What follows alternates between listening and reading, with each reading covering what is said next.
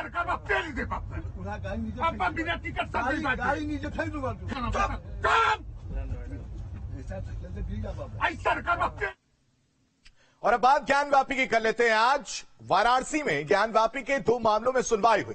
किरण सिंह की याचिका पर मुस्लिम पक्ष की दाखिल रिवीजन पर फास्ट ट्रैक कोर्ट में सुनवाई हुई, जिसमें अगली सुनवाई की तारीख 12 अप्रैल तय की गई है। तो वहीं राखी सिंह की याचिका पर भी अगली तारीख 13 अप्रैल तय हुई है।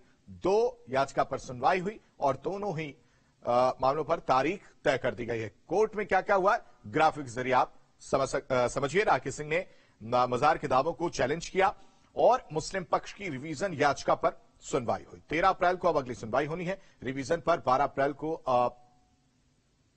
तारीख दी गई है राखी सिंह की याचिका पर।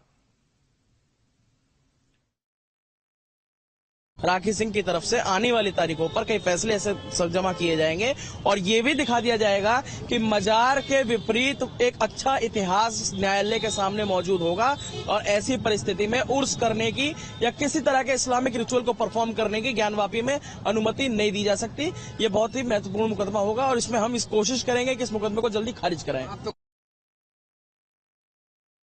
नंबर ऑफ डॉक्यूमेंट्स हैं जो कि वक्फ बोर्ड में भी काफी पुराने इंदराज हैं।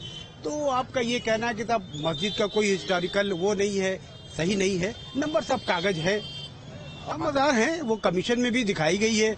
कमीशन ने देखा है, अपनी रिपोर्ट में दिया है, मजार है।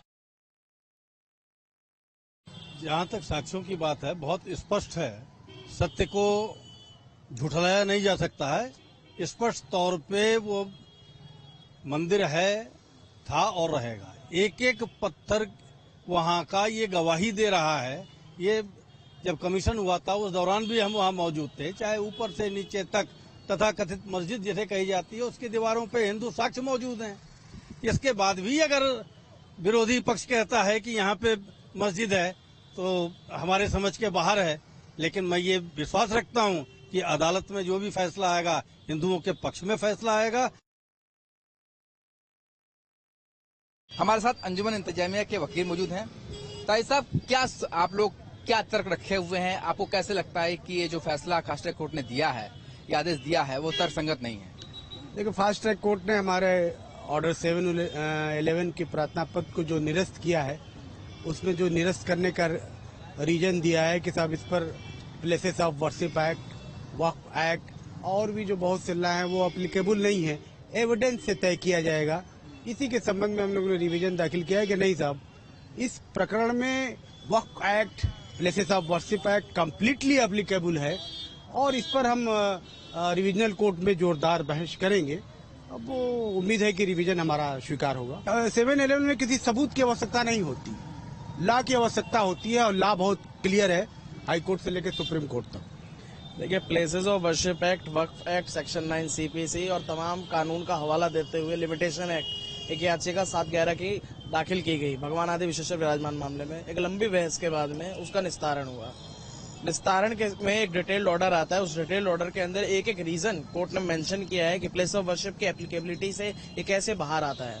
तो reason for the decision is properly made in the judgment. First of all, court का कहना यह है कि लिमिटेशन एक्ट की एप्लीकेबिलिटी यहाँ पर कहीं से कहीं नहीं आती। लिमिटेशन एक्ट का जो प्रोविजन है, जो स्कोप है, उससे ये केस पूरी तरह बाहर आता है। प्रॉपरली एक एलिगेशन नहीं थे, 8-9 एलिगेशन के बाद में एक केस बाहर आता है तो प्रॉपरली फिट है और तमाम आर्गुमेंट, लगभग 3 महीने की लंबी आर्गुमेंट के बाद ये फैसला आया था, पूरी तरह हमारे फेवर में होगा। 12 अप्रैल को इसमें आर्गुमेंट अंजुमन इंतजामिया कमेटी ओपन करेगी, उसको काउंटर करते हैं। हम उम्मीद करते हैं रिवीजन जल्दी डिसमिस होगा। आने वाले दिनों में जब कोर्ट की सुनवाई होगी तो ये साफ हो जाएगा किसके सबूत है, किसके साक्ष्यों में कितना दम है और उसी आधार पर आने वाले समय में कोर्ट अपना फैसला भी सुनाएगी। वीडियो जर्नलिस्ट विपिन सिंह के साथ सुशांत मुखर्जी, न्यूज 8 वाराणसी।